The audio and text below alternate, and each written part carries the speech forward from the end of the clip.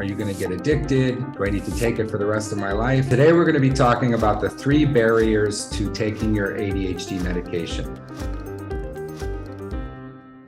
Hey guys, my name is George Sachs. I'm a clinical psychologist and one of the co-founders here at Inflow. If you've been recently diagnosed or thinking of getting diagnosed, you may have some fear about the medicine. Are you going to get addicted? Do I need to take it for the rest of my life, etc.? And those are all valid questions. But the important thing to know is that medication is just one of 3 elements to really good ADHD treatment. Medication is one. The second is a really healthy, holistic lifestyle with good sleep hygiene and a good diet and exercise. And the third element, which I think is really important, is learning as much as you can about your ADHD in an ADHD community like Inflow, or with a coach, or with a therapist, and then practicing new skills to better manage your ADHD. That is super important. Okay, so one of the barriers that comes up a lot with taking your ADHD medicine, or at least implementing medication into your life, is that many people go to the nurse practitioner or psychiatrist and they're given one pill like Adderall or something, and they take it home and they don't like it, and then they stop and they never go back. But the research shows you really have to try 3 or 4 different brands, because while they're very similar, they could be a little bit different by a molecule or 2. That difference could have a positive impact on your life, but you won't know that because many people give up after the first trial. So it is a form of experimentation with your doctor or nurse practitioner to find out what is the best medication for you. And then of course, what's the right dosage, etc.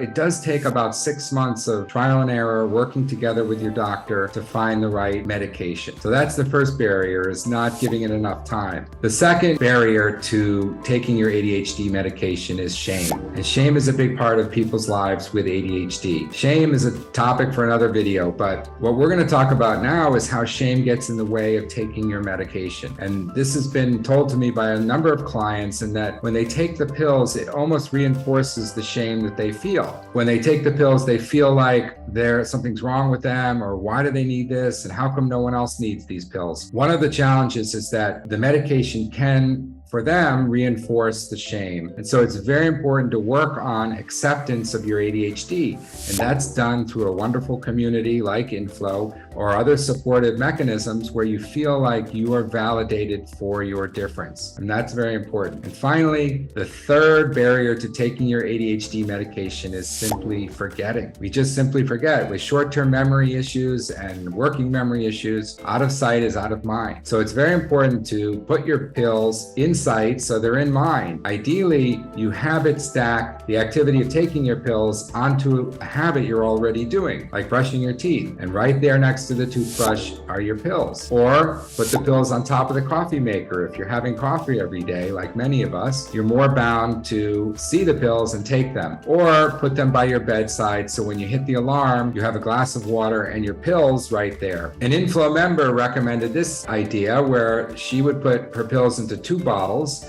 and put one of the bottles at work. So when and if she forgot her pills in the morning, at her home, there was another bottle waiting for her at work. That I thought was a really cool idea, to make sure you take your pills when you need them. Okay, so that's the 3 barriers to taking your ADHD medication. I wish you the best in your personal growth and development with ADHD, and tune in to Inflow for more information on ADHD treatment. Take care.